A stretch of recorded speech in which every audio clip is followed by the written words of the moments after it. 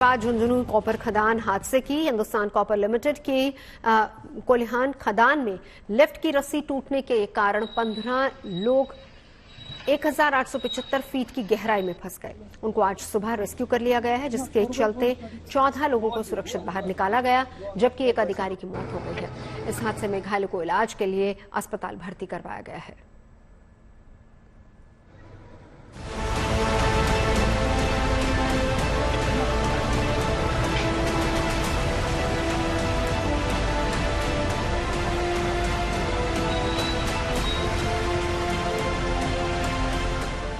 एक 1875 फीट की गहराई में फंसी 14 जिंदगियों को बचाने वाले ये जवान किसी देवदूत से कम नहीं है।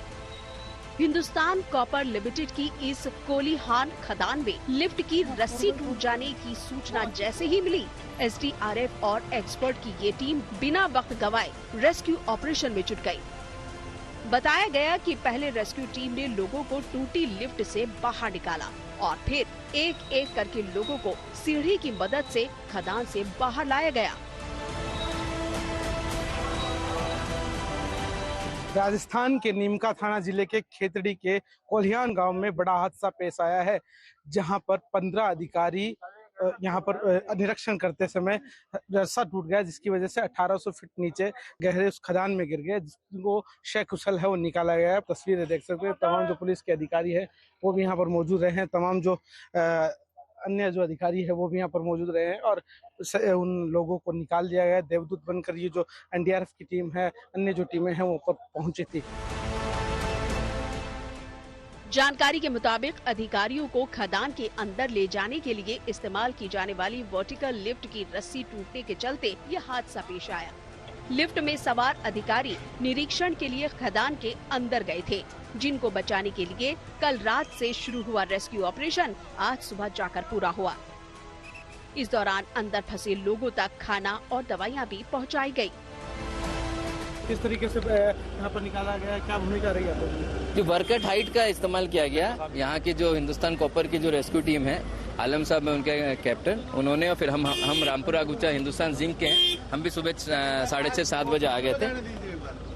तो हम आके भी हम भी उनका सहयोग कर रहे थे, तो वो हिसाब से रेस्क्यू सारे बंदों को ऊपर निकाला, सभी को ऊपर निकाला। सर, कितने लोग अभी जो लास्ट में फंसे हुए थे उनको कितने लोगों को बाहर निकाला गया? सबको, जितने थे सारे जो नीचे थे सबको निकाला। बचाए गए लोगों को फौरन एम्बुलेंस की मदद से अस्पताल पहुंचाया गया। इस दौरान वहां पर मौजूद झुंझुनू सरकारी अस्पताल के स्टाफ ने बताया कि रेस्क्यू किए गए लोगों में 3 की गंभीर हालत को देखते हुए उन्हें जयपुर रेफर कर दिया गया, जबकि कुछ को हाथ में तो कुछ को पैर में चोटें आई हैं। मेरे पैरों में फ्रैक्चर है, किसी के हाथ में फ्रैक्चर है, बाकी सब सेफ है। सब सेफ है? बिल्कुल सेफ है, कोई दिक्कत नहीं है। छोटे कितने लोगों को आई है? छोटे तो लगभग से ही है, 14 लोग हैं। 14 लोगों को लगभग से है, 3 लोगों को नहीं है। लगभग लोगों को चोट है। गंभीर चोट है? गंभीर पैरों में फ्रैक्चर है। पैरों में सबकी फ्रैक्चर है? पैरों में फ्रैक्चर है सबके, बाकी सब सेफ है। झुंझुनू जिले के खेतड़ी में तांबे का बड़ा भंडार मौजूद है। बताया जाता है कि देश का 50% तांबा इन्हीं पहाड़ों की खदानों से निकाला जाता है। खेतड़ी की इस खदान को खेतड़ी कॉपर कॉरपोरेशन यानी KCC भी कहा जाता है। यहाँ पहाड़ के नीचे खेतड़ी और कोलिहान इलाके के 324 किलोमीटर के दायरे में 300 के आसपास खदानें मौजूद है, जो देश की पहली सबसे बड़ी और सबसे गहरी तांबे की खदानें हैं, जिनमें एक खदान में लिफ्ट टूटने के कारण यह हादसा हुआ। राहत की बात यह है कि रेस्क्यू टीम की सूझबूझ के चलते 14 जिंदगियों को सकुशल बचा लिया गया। झुंझुनू से राकेश गुर्जर के साथ bureau report, good news today.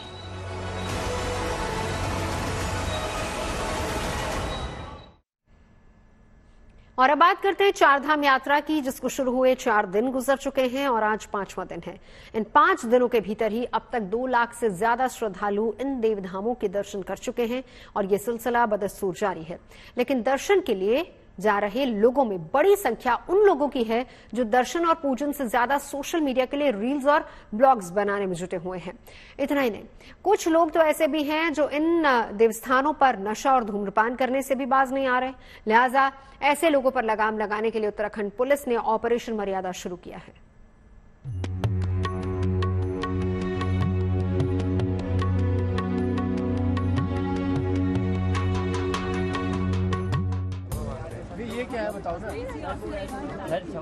क्षमा मांगते यार यहाँ। चारधाम यात्रा के लिए उमड़ रहा आस्था का ये सैलाब अद्भुत और अलौकिक है। देश के कोने कोने से लोग यहाँ पुण्य कमाने पहुँच रहे हैं, लेकिन इस भीड़ में बड़ी संख्या उन लोगों की भी है जो आस्था और भक्ति की आड़ में इन देव धामों की पवित्रता को नुकसान पहुँचा रहे हैं। ये तस्वीरें केदारनाथ धाम की हैं, जहाँ पहुँचे कई लोग पूजा पाठ से ज्यादा सोशल मीडिया के लिए रील्स और शॉर्ट वीडियो बनाने को अहमियत दे रहे हैं। आरोप है कि ऐसे लोगों के कारण दूसरे श्रद्धालुओं को न सिर्फ परेशानी उठानी पड़ रही है, बल्कि व्यवस्थाओं में भी खलल पड़ रहा है। लिहाजा केदारनाथ के पुरोहित ऐसे लोगों से उन देव धामों की पवित्रता को बनाए रखने की अपील कर रहे हैं। पहले लोग अपने मम्मी पापा को अपने साथ में लाते थे, अपने बुजुर्ग माता पिताओं को अपने साथ में ले आते थे, लेकिन वो परंपराएं अब बिल्कुल खत्म होती दिखाई दे रही है। सारे ये समझो कि तीर्थ यात्रियों के भेष में कुछ ये समझो आपकी हुड़दंगे टाइप के आ रहे हैं। ये थोड़ा सा सरकार को भी, हम लोगों को भी, मंदिर समिति को भी ज्यादा से ज्यादा तीर्थाटन पर ध्यान देना पड़ेगा। और आगे भी सभी तीर्थ यात्रियों से मेरी विनम्र प्रार्थना है, तीर्थ की मर्यादा का जरूर आप सब लोग ध्यान रखें। पिछले साल ही श्री बद्रीनाथ केदारनाथ मंदिर समिति ने मंदिर परिसर में रील्स और शॉर्ट वीडियो बनाने वालों के खिलाफ कार्रवाई करने के लिए प्रशासन से अपील की थी, जिसके बाद मंदिर परिसर में रील्स बनाने और कैमरे पर रोक लगा दी गई थी। लेकिन इस साल जैसे ही चारधाम यात्रा शुरू हुई, फिर से सोशल मीडिया इन्फ्लुएंसर्स अपनी हरकतों से बाज नहीं आ रहे हैं। इतना ही नहीं, कुछ लोग तो ऐसे भी हैं जो इन देव धामों पर बीड़ी, सिगरेट, पान मसाला और शराब तक पी रहे हैं। ये क्या है बताओ ना। क्षमा मांगते यार यहाँ। लोगों के इस रवैये से इन देव धामों के पुरोहित काफी नाराज हैं। स्थानों पे आएंगे, कभी नहीं करेंगे, कभी जीवन में नहीं करेंगे, बाबा से मिलने जरूर आएंगे। धीरे धीरे इस प्रकार के यहाँ यात्री आ रहे हैं। खुद यहाँ हम बोलते बोलते थक रहे हैं कि सभी लोग मुंह में सिगरेट ले रहे हैं और दर्शन के लिए जा रहे हैं। कहीं बार मना, लेकिन हमारा भी तीर्थाटन से पर्यटन से तीर्थाटन पर ध्यान होना चाहिए। पुलिस प्रशासन को जैसे ही इस बात की भनक लगी, उसने ऐसे लोगों पर लगाम लगाने के लिए ऑपरेशन मर्यादा लॉन्च कर दिया, जिसके तहत यात्रा मार्ग पर शराब पीने वालों और हुड़दंग करने वालों के खिलाफ कार्रवाई शुरू कर दी गई।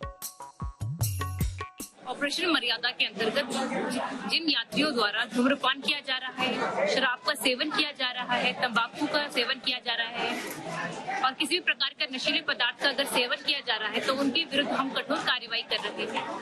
रेगुलरली हम लोग सोनप्रयाग क्षेत्र में जो हमारा यात्रा रूट है, ट्रैक रूट में और जो केदारनाथ मंदिर परिसर है, उसके चारों ओर अभियान के अंतर्गत रोजाना हम चालानी कार्रवाई कर रहे हैं। साथ ही मैं अनुरोध करूंगी कि जितने भी हमारे यहाँ तीर्थ यात्री आए हैं वो धाम की मर्यादा बनाए रखें और किसी भी प्रकार का हुड़दंग, नशा आदि का सेवन न करें और जो हमारा धाम है उसको पवित्रता को मेंटेन करें। हिंदू धर्म में इस चारधाम यात्रा का बहुत महत्व है, इसीलिए लोग यहाँ पर हर साल बड़ी संख्या में देश और विदेश से दर्शन के लिए पहुँचते हैं। इस साल भी अब तक महज 5 दिन के भीतर 2 लाख से ज्यादा लोग गंगोत्री, यमुनोत्री, बद्रीनाथ और केदारनाथ के दर्शन कर चुके हैं। यही नहीं, 26 लाख से ज्यादा लोग यात्रा के लिए रजिस्ट्रेशन करवा चुके हैं।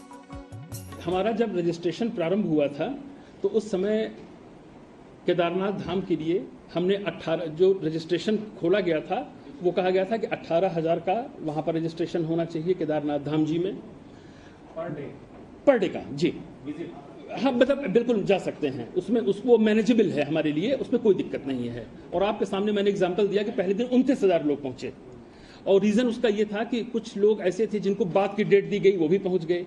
फिर हमारे को लोकल, जैसे मान लीजिए कोई टिहरी का है, उत्तरकाशी का है, पौड़ी का है, चमोली का है, लोकल लोग जो हैं तो ठीक है भाई, हम उसी एरिया के हैं, हम बाबा केदार के ओपन उसमें जाना चाहते हैं, गए। वो स्मूथली चीज़ें निकाली गई और अच्छे ढंग से सब संपन्न हुआ। जितने भी यात्री यहाँ हमारे प्रदेश में आते हैं देवभूमि में चारधाम यात्रा के लिए, सभी हमारे सम्मानित अतिथि हैं, उनका सभी का स्वागत है। लेकिन जिस संख्या में इस साल यात्री आ रहे हैं, तो हम एक तो यही उनको अपील करना चाहेंगे कि भीड़ को देखते हुए थोड़ा सा उनको धैर्य और संयम बरतने की कोशिश करनी होगी। तीर्थ यात्रियों की इस बढ़ती भीड़ को देखते हुए प्रशासन लोगों से एहतियात बरतने और इन देव धामों की मर्यादा को बनाए रखने में सहयोग की अपील कर रहा है। मकसद यही है कि चारधाम यात्रा के पौराणिक महत्व को बरकरार रखा जा सके। रुद्रप्रयाग से प्रवीण सेमवाल के साथ देहरादून से Ankit Sharma, bureau report, good news today. और अब बात अखिल भारतीय आयुर्विज्ञान संस्थान यानी कि एम्स में शुरू हुई नई सुविधा की। एम्स देश की स्वास्थ्य सेवा की रीढ़ है। अब तक देश भर में 22 एम्स की स्थापना को मंजूरी मिल चुकी है। 22 में से 16 एम्स पूरी तरह से तैयार हो चुके हैं, लेकिन फिर भी दिल्ली में मौजूद एम्स की अपनी एक अलग पहचान है, जो देश का पहला एम्स भी है और जिसकी स्थापना साल 1956 में हुई थी। हजारों करोड़ रुपए तो सिर्फ दिल्ली एम्स के बजट के हैं। एम्स पर देश के लोगों को इसलिए भी भरोसा है क्योंकि वहां किसी भी तरह का इलाज के लिए नामी गिरामी और कुशल डॉक्टर्स मौजूद रहते हैं। लिहाजा एम्स अस्पताल से किसी मंदिर से कम नहीं है, जिसमें देश के दूर दराज के क्षेत्रों से ही नहीं बल्कि विदेशों से भी लोग अपना इलाज करवाने के लिए आते हैं। और इसकी वजह वक्त वक्त पर एम्स दिल्ली का हर इलाज से अपडेट होना भी है। रिसर्च, शिक्षा या फिर बेहतर इलाज की सहूलियत के लिए बेहतर तकनीक को अपनाने में एम्स दिल्ली सबसे आगे रहता है। एम्स प्रशासन की तरफ से मरीजों की सहूलियत के लिए अक्सर कोई ना कोई नया कदम जरूर उठाया जाता है और इसी कड़ी में एम्स दिल्ली में डिजिटल भुगतान और कैशलेस लेन देन के लिए एक स्मार्ट कार्ड बनाने की व्यवस्था की गई है, जिसकी शुरुआत इसी साल हुई है ताकि देश के कोने कोने से आने वाले मरीजों और उनके परिजनों के लिए कैश की बाधा दूर हो सके। रोजाना हजारों की तादाद में लोग एम्स पहुंचते हैं क्योंकि एम्स पर लोगों का विश्वास बहुत ज्यादा है। अब लोग जब यहाँ रोजाना बड़ी तादाद में पहुंच रहे हैं तो एम्स प्रशासन उन्हें नई नई सुविधाएं भी देता है। अब अगर आप एम्स आते हैं और आपके पास सिर्फ कैश है तो आप दिल्ली मेट्रो की तरह ही एक कार्ड बनवा सकते हैं और ये बिल्कुल हेल्थ कार्ड जैसा होगा। उसमें आप जितने चाहे रुपए रखिए, उसको बार बार टैप करिए जहां आपको करना है और ये बिल्कुल कैशलेस ट्रांजेक्शन जैसा होगा। क्या कुछ सुविधाएं होंगी हम समझेंगे। PIC सेल इंचार्ज से डॉक्टर रीमा है मेरे साथ। मैम, मुझे ऐसा लगता है कि दिल्ली मेट्रो जो सुविधाएं दे रही है कि आप एक बार रिचार्ज करिए और इस्तेमाल करिए। एम्स भी बहुत हाईटेक हो गया है। फरवरी 2024 में हमारे डायरेक्टर ने एक मेमोरेंडम जारी किया था कि हम एक स्मार्ट कार्ड शुरू कर रहे हैं और इस स्मार्ट कार्ड की सुविधा सारे मरीज ले सकते हैं। एम्स में करीब 18 से 20 हज़ार मरीज आते हैं और कई बहुत दूर दराज से आते हैं। तो अगर वो बहुत सारा पैसा लाएं और इधर से उधर उनको जाना पड़े एक से दूसरी बिल्डिंग या कोई टेस्ट कराने के लिए, तो उनको इतना सारी पैसा ले जाने में दिक्कत आती है और हर जगह पैसा देने में लंबे लंबे क्यूज होते हैं। इसीलिए मरीजों के आसानी के लिए कि उनको एक कार्ड से वो पैसा दें और उनके लिए एक स्मार्ट कार्ड बनता है। इस कार्ड के बनने पे उनको ना तो कोई सिक्योरिटी देनी पड़ती है, ना कोई सर्विस चार्जेस। 5 साल के लिए ये कार्ड फ्री ऑफ कॉस्ट है और उसके बाद उसको हम नया कार्ड देते हैं। और बेस्ट पार्ट है कि इसके फैसिलिटेशन काउंटर्स हर ब्लॉक में हैं, हमारे कैफेटेरिया में है। जहाँ पे भी पेमेंट करनी होती है, कोई टेस्ट के लिए करनी है, वहाँ पे इनके काउंटर्स हैं। वहाँ कैश दे के आप एक बारी कार्ड ले सकते हैं। जब कार्ड का पैसा खत्म हो जाए उसको आप टॉप अप कर सकते हो।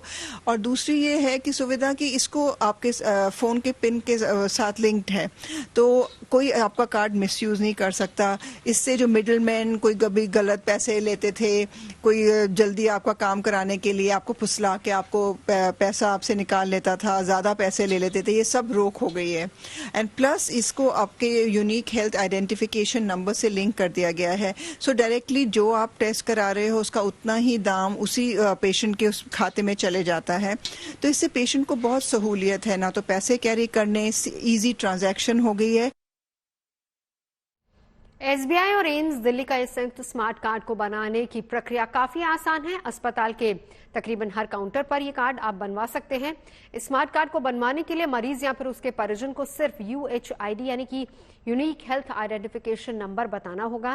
काउंटर पर UHID नंबर बताते ही सिस्टम ऑपरेटर से स्मार्ट कार्ड का रेफरेंस नंबर मांगता है, जिसको लिंक करते हुए मरीज की सारी डिटेल्स कंप्यूटर की स्क्रीन पर खुल जाती है। व्यक्तिगत जानकारी का पेज सबमिट करते ही मरीज के मोबाइल पर एक ओटीपी आता है और ओटीपी भरने पर मरीज के नाम पर स्मार्ट कार्ड एक्टिव हो जाएगा। कार्ड का इस्तेमाल करते वक्त मोबाइल नंबर पर एक ओटीपी भी आता है और ऐसे में इसका गलत इस्तेमाल नहीं किया जा सकता। आपके मन में कई सवाल होंगे कि भला ये हेल्थ कार्ड बनता कैसा है, दिखता कैसा है और इसे बनवाए कैसे। तो देखिए, मेरे हाथ में आप ये हेल्थ कार्ड देख रहे हैं, बिल्कुल ठीक वैसा ही जैसे आपने अपने घर में क्रेडिट या डेबिट कार्ड देखा होगा। अगर आप इसे पीछे से भी देखें तो बिल्कुल वैसा ही नजर आता है। बहुत सिंपल, बहुत इजी ये प्रोसेस है। आप हमें जरा बताइए, मान लीजिए मैं एक मरीज हूँ, मेरा एक UHID नंबर है, मुझे ये हेल्थ कार्ड बनवाने के लिए क्या कुछ करना है? कुछ नहीं करना, सिर्फ आपका UHID चाहिए, उससे हम आपको कार्ड स्टार्ट करके दे देंगे। सिर्फ UHID से आपका कार्ड एक्टिव हो जाएगा। यानी जब हम इस काउंटर पर पहुंचेंगे हमें सिर्फ आपको अपना UHID नंबर, क्या पैसे भी देने होंगे कुछ? हाँ, जब टॉपअप कराना होगा उसके लिए पैसे देने होंगे ताकि आप उसको यूज कर सकें। कार्ड बनवाने की कोई पैसे नहीं? कार्ड का कोई चार्ज नहीं है उसका। अच्छा, मान लीजिए जैसे ये कार्ड है और अगर ये एक एक्टिव कार्ड है और मेरा बैलेंस खत्म हो गया, मैं इसको रिचार्ज कैसे कर सकती हूँ? यहीं आके टॉपअप कराना पड़ेगा आपको काउंटर पे। अब जरा एक बार हमें अगर करके दिखाएं तो हम ये प्रोसेस समझ जाएंगे। अंदर टॉपअप का है, कार्ड टॉपअप का है, इस पे जाना है। देन जिनका बनाना है उनका UHID नंबर इसमें डालना है। ये डाल दिया जैसे मैंने सर्च किया। सर्च करते ही ये कार्ड नंबर है, इस पे क्लिक करना है, जो इसका स्टार्टिंग का कार्ड नंबर है ये शो कर रहा है। इस पे क्लिक करते ही हमारी डिटेल खुल जाती है, किसके नाम का कार्ड है और ऑप्शन दिखाता है कैश या कार्ड। हम कैश से करते हैं। अमाउंट जितना भी उनको करवाना होता है वो हमें बता देते हैं, हम सबमिट कर देते हैं। देन उसके बाद उनके फ़ोन पे जो एक्टिव नंबर है, उनका फ़ोन नंबर, उनके OTP जाएगा। देन वो OTP डालेंगे, ये जो पैसा उन्होंने हमें दिया होता है उनके कार्ड में चला जाता है। यानी हमारा जो पैसा है वो OTP के जरिए पूरी तरह से सिक्योर रहने वाला है, क्योंकि कभी भी कुछ भी होना है उसका OTP उनके मोबाइल पे ही जाएगा, तो इसका मिसयूज कोई नहीं कर सकता। अच्छा मैम, अगर आप मुझे इसके बगल में जितने भी ऑप्शंस हैं इनके बारे में भी थोड़ा थोड़ा बताएं कि क्या क्या कहते हैं। मान लीजिए अगर किसी का कार्ड खो जाता है, किसी सिचुएशन में टूट जाता है, तो क्या कुछ प्रोसेस होगा आगे? हाँ, उसका रिप्लेसमेंट कार्ड है, वो अपने UHID बताए, उसका कार्ड रिप्लेस हो जाएगा।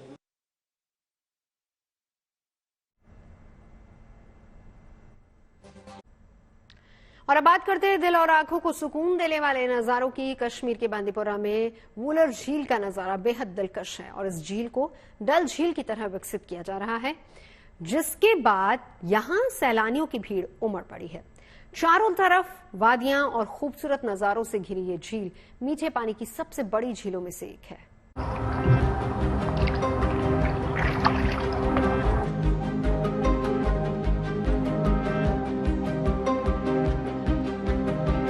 चारों तरफ हसीन वादियां, प्रकृति का भव्य नजारा और खूबसूरती ऐसी कि जो देखे वो सिर्फ देखता ही रह जाए।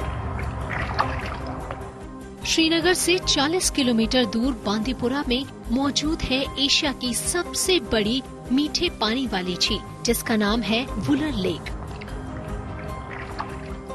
हरमुख पर्वत की तलहटी में मौजूद ये झील तकरीबन 200 वर्ग किलोमीटर में फैली है। झील का सुंदर साफ पानी इसकी खूबसूरती में चार चांद लगाता है और साथ में साफ हवा और वादियों का मनमोहक नजारा इस लेक की खूबसूरती में चार चांद लगाने के लिए काफी है। ये हसीन नजारा उसी वुलर लेक का है जिसे श्रीनगर की डल झील की तर्ज पर विकसित किया गया है, लेकिन आज यहाँ दूर दूर से सैलानी पहुँच रहे हैं और धीरे धीरे ये जगह सैलानियों की पसंदीदा जगह बनती जा रही है। झील का पानी बहुत ही मीठा है और ये खूबसूरत है। ये बहुत ही अच्छा खूबसूरत है कि यहाँ भी गहराई अच्छी है। ये 35 फुट, कहीं जगहों पे 20 फुट गहरा है। और जब से यहाँ व्यू पॉइंट बना है, गजीबो पॉइंट यहाँ जब बना है, तब से लोगों का रश यहाँ भी बढ़ने लगा है। बच्चों ने किताबों में सुना हुआ था वुलर लेक, तो सोचा आते हैं यहाँ पे, कैसा जाते हैं यहाँ पे, तो यहाँ पे आए, काफी अच्छा लगा। 19 किलोमीटर लंबी और तकरीबन 13 किलोमीटर चौड़ी ये झील बांदीपोर की पहाड़ियों के बीच घिरी है। एक तरफ पहाड़, दूसरी तरफ बाबा शुक्रुद्दीन रहमतुल्लाह की जियारत गाह और उनके दामन में बसा कुदरती खूबसूरती का एक हसीन नमूना वुलर झील। Bureau report, good news today. खबरें सच्ची होनी चाहिए, अच्छी खुद ब खुद लगती हैं। Navjot Randhawa signing off. आप सुनते रहिए गुड न्यूज, देखते रहिए गुड न्यूज।